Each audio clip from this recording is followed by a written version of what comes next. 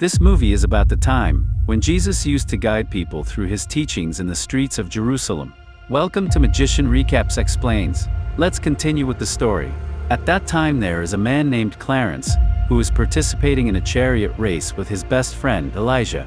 The one that wins this race will receive a huge prize. Suddenly, an old man steps in front of Clarence's chariot, but he doesn't care about him. He brushes the old man aside and moves forward. But when he got to the gypsies' area, they shoot at him, making Clarence's carriage meets with an accident and he falls from the carriage, losing the race. Clarence is left reeling with distress after his defeat in the race, because he badly needs the money. It turns out he has borrowed money from someone, and needs to quickly return it. The man whom Clarence borrowed the money from is Jedediah the Terrible, and he loves his sister, Verinia, deeply. Afterwards Clarence and Elijah enter the market. There, they see Jesus, accompanied by his 12 apostles. Many people gather around him, and they are trying to touch him.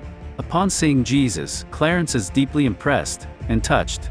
He tells his friend that he also wants to become a powerful person like him. Later on, he approaches the 12 apostles of Jesus, and among them is one, who is Clarence's twin brother, whose name is Thomas. Clarence tells him that he wants to meet Jesus, but Thomas firmly refuses, saying he does not believe in Jesus, so he should leave from there. Afterwards, Clarence approaches Jedediah the Terrible. He threatens him, saying, if he doesn't return the money within 30 days, he will have him hanged. Clarence then meets the sister, whom he loves very much. He asks her for help, but she says she cannot help him in this matter. Later on, Clarence and Elijah leave from there. Some more days pass, but Clarence still could not arrange any money. He is clueless about what to do next. Then an idea strikes him, and he says to his friend, why can't he be a follower of Jesus, so that people will respect him and will gain power too? His friend agrees, and with this plan in mind, he approaches the 12 apostles of Jesus, and he tells them he also wants to join them. Upon hearing this, everyone starts laughing at him because they all know that Clarence engages in stealing and cheating, so no one trusts him. Still, they decide to give him a chance. An apostle named Judas says he can join them, but at first, he will have to prove himself. There's a man who has many slaves. If he can set those slaves free, he can join them. Before we get on with it, like the video, smash that subscribe button, and turn on the notification bell to join our magical movie family. After hearing this, Clarence goes to the man with Elijah, and tells him he should free all these slaves, claiming this is what Jesus has said. But the man is a very dangerous man with no compassion in his heart. He tells all the slaves that if they kill Clarence and his friend, he will set them free. Upon hearing this, all the slaves move forward to kill them, but the man stops them, and says to Clarence, he has a prisoner named Barabbas, who is a slave. If he defeats him in combat, he will set him free and sends him with Clarence. As a matter of fact, Barabbas is a highly dangerous gladiator. Everyone knows that he is an immortal. No one can kill him.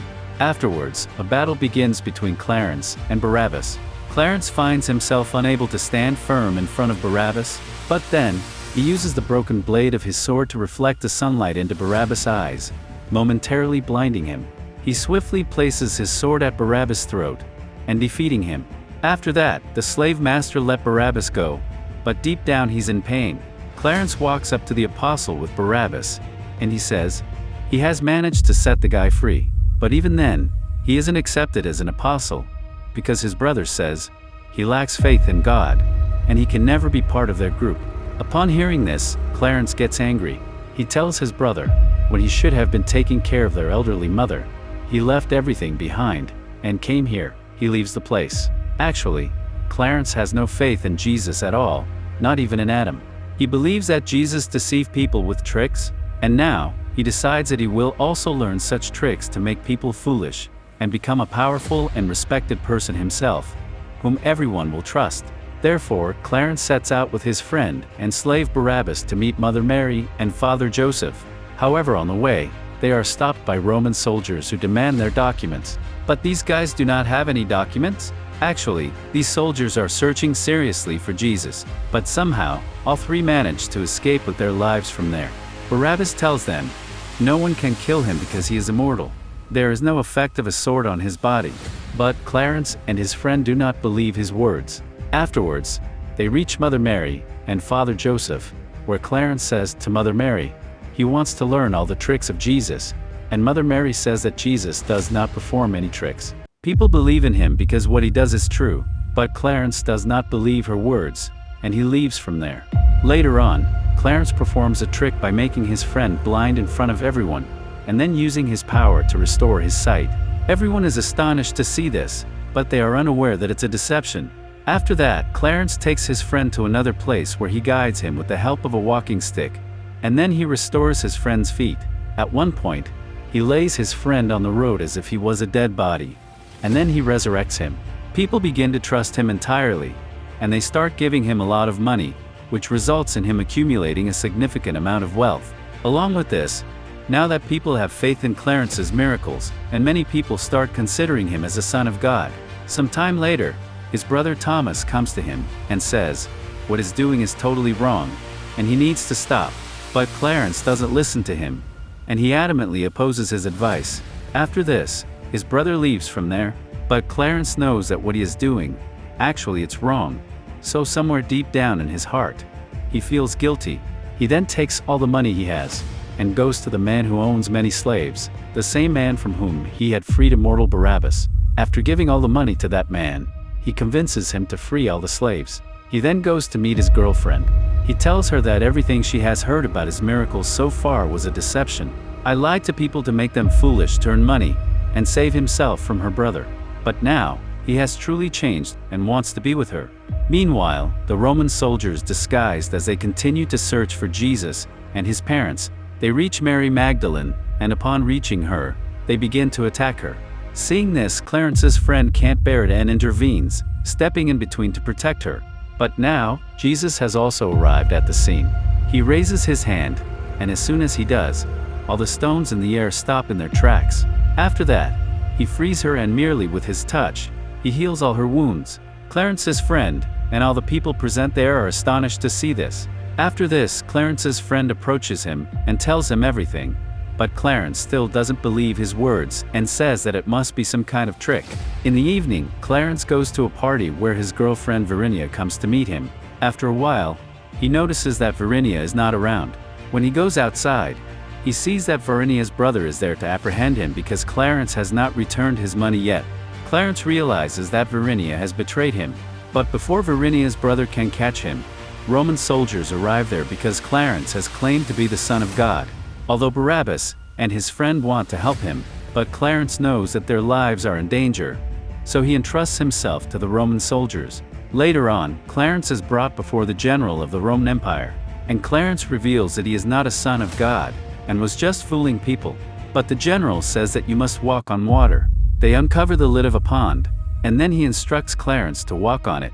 Clarence knows that as soon as he steps into the water, he will sink, and after that everyone will be convinced that he is not the Son of God.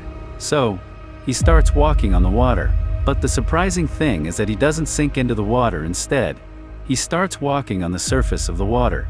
Upon seeing this, all the people there are astonished. Now the Roman soldiers go into the water to catch him, but they all end up sinking into the water.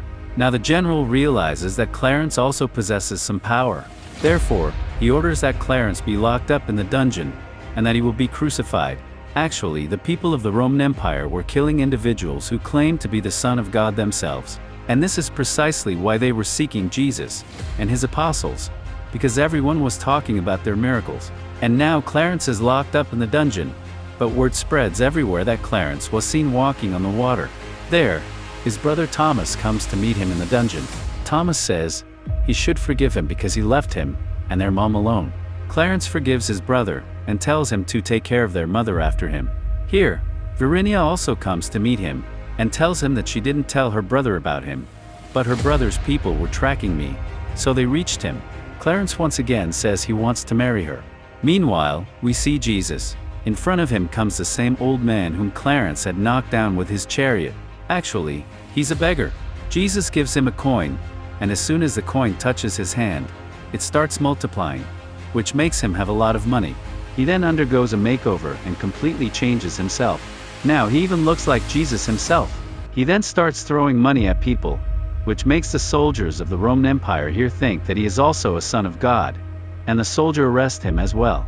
Now the day arrives when Clarence and the beggar who had transformed to look exactly like Jesus, are to be crucified. In the midst of the crowd, they are taken to the place where the old man, who had assumed the appearance of Jesus Christ, is hurling curses at everyone. But Clarence was speaking kind words to everyone because now his heart and soul have experienced a profound change. Following that, they are crucified, and this leads to their death. Meanwhile, Jesus, who's one of his followers, is crying, and Jesus tells him that he will be betrayed, and after that, he too will be crucified in the same manner. The following day, Jesus goes to the cave where Clarence's body was kept. He heals Clarence's wounds with his touch, and brings him back to life. He says to Clarence, he has done a great deed by freeing the slaves, therefore, he forgives his past sins. And now Clarence is also convinced that Jesus is indeed a Son of God. He has now placed his faith in God, and he himself has become a follower of Jesus. With that, the story comes to an end. So friends, we hope you enjoyed this Bible story. That is all for this movie recap. Don't forget to like and subscribe for more videos. Also share for us to help us reach more people. What do you think about the movie? Share your thoughts in the comments section below. See you next time.